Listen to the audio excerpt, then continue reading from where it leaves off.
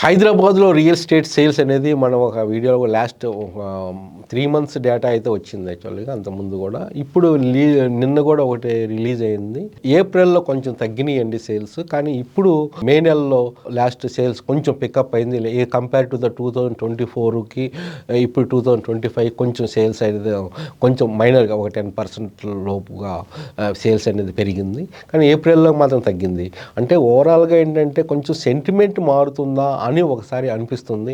ఎందుకంటే ఇప్పుడు మనము ఇక్కడ మన కుక్కడపల్లి హౌసింగ్ బోర్డులో కేపీహెచ్పిలో కూడా యాక్షన్ జరగటము, అది కూడా మంచి రేటుకే పలకటం కూడా ఏంటంటే కొన్ని ఇండికేషన్స్ అనమాట. అట్లనే మనం టోటల్గా 100% అని చెప్పలేము. టర్న్ అరౌండ్ రియల్ ఎస్టేట్ అనేది, ఎందుకంటే ఇంకా కొన్ని ఫ్యాక్టర్స్ అనేది కంట్రిబ్యూట్ చేస్తున్నాయి ఇది రియల్ ఎస్టేట్ స్తబ్దతకి. ముఖ్యంగా బయట సిచ్యువేషన్స్, వార్ సిచ్యువేషన్స్ కానీ, ఇటు loss of the job situations కానీ, ఐటీ ఫీల్డ్ కానీ, ఇవన్నీ ఇంకొంచెం బాగా స్ట్రాంగ్గా అయితే డెఫినెట్గా ఏంటంటే కోలుకోవడానికి ఫాస్ట్గా అవకాశం ఉంది.